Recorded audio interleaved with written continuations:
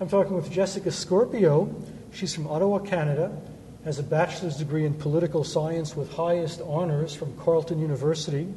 She worked for 3 years in the office of the Canadian Prime Minister, Stephen Harper, and she's the co-founder of a company called GetAround, which was incubated right here at Singularity University. So Jessica, what made you decide to go to Singularity University? Well, I first found out about Singularity University through actually a blog post on TechCrunch 50. And I'd been involved a little bit in some startup companies, started a not-for-profit that helped young entrepreneurs get their start. And I really thought that the intersections between accelerating technology was going to be an important thing to understand and get a deep knowledge in. And I decided to apply, and I never thought I'd get in. But I was very happy to, and it was everything I expected and more. Tell me about your company, GetAround, which you're co-founder of, which was incubated right here. Mm-hmm. Well, GetAround is a new company working in green transportation. And basically what we're doing is we're enabling people who own cars to share them with people in their social network and in their neighborhoods and at their workplaces and in university campuses, which we're going to be launching in later this year. We like to call ourselves eBay meets Zipcar. And we've developed not only the technology, but also the insurance product that lets us bring this to market. So it's the first ever marketplace for person-to-person car sharing. Now, how does that actually work? Let's say that I'm willing to share my car with other people. Do they have to come to my house to get my car? Yeah, so wherever your car is during the day, that's where people would be able to get it. So on our iPhone app, if someone's interested in renting a car, they find cars nearby, and then they can request from the owner to rent it out.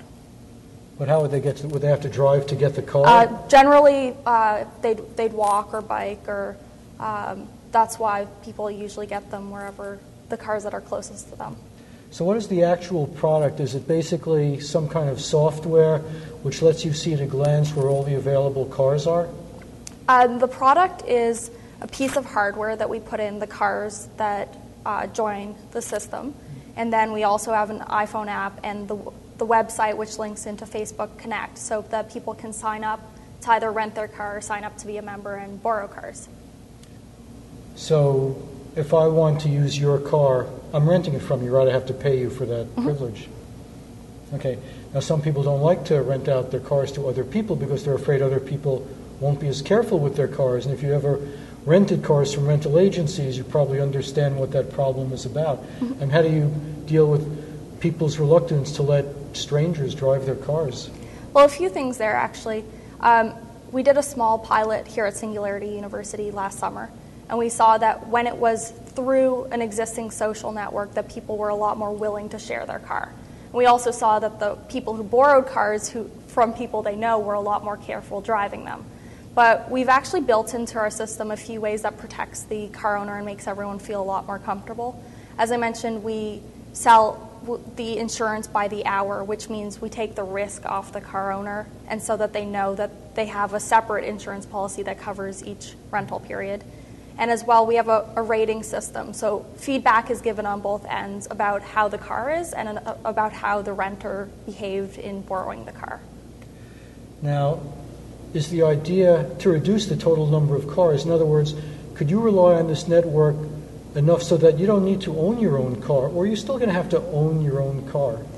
No, generally the idea is that this gives people an option other than owning a car. And so the statistics are extremely powerful for car sharing. When people switch to car sharing, they reduce their greenhouse gas footprint by 44% and their vehicle miles traveled by 40%.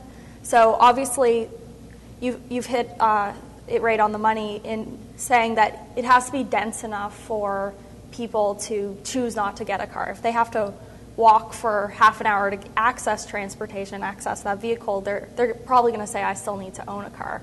So that's why Zipcar has been really successful in cities, and we see a big opportunity in starting in college campuses where it's generally close enough to walk to a nearby student's car. So what is the outlook for the company now? Is it actually an operation ongoing? We got started last summer at Singularity in the inaugural class.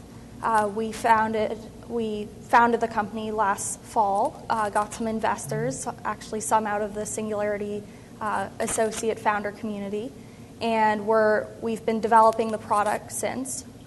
We're currently in a private beta trial here in Mountain View, and we are preparing for our launch later this year. Is the idea that there would be less total amount of driving? I mean, would there still be just as much driving, but it would just take fewer cars? Well, that's kind of an interesting question. So what the studies have shown, Dr. Susan Shaheen from the University of California, Berkeley is on our board. She's been the expert in researching car sharing for the past 20 years. And she's seen that when owners choose to give up a car and just do car sharing, they drive less. So that reduces driving. Now, in a way, you may think, oh, it might increase driving because people who don't own cars would now get access to a vehicle. But in fact, those people might have chosen to purchase a car so that their driving would go up.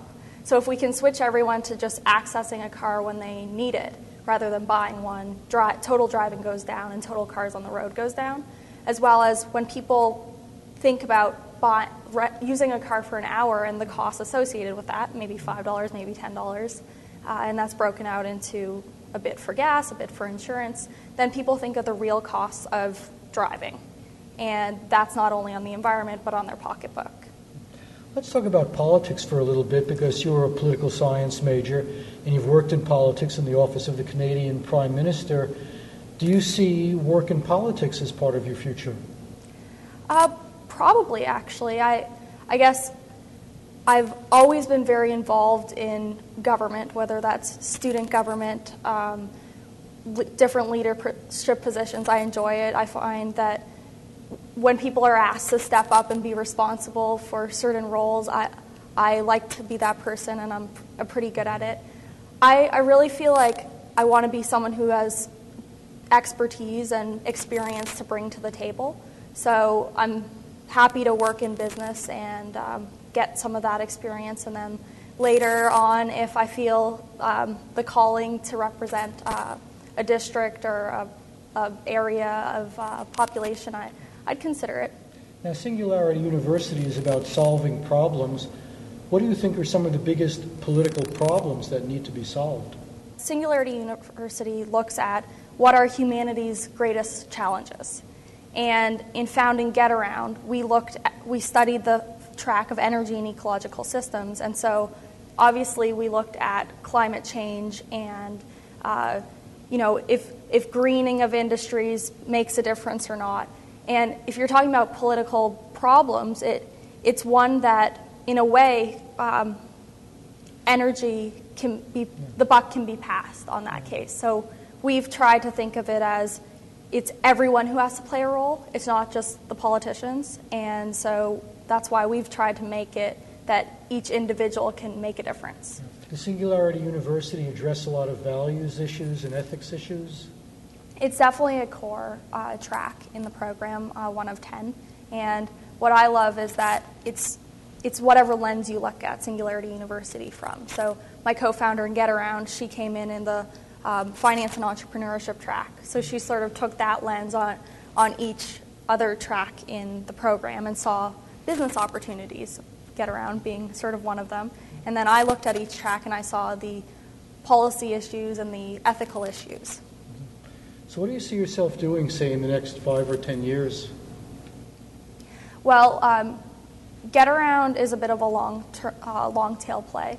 So you're committed to that for the long term. You hope it'll be viable and be a long-term source of... Well, I think we'll probably be profitable in the next 3 years, get in the black. But definitely to see this make a national impact is going to be a commitment of probably the next 5 years, if not longer.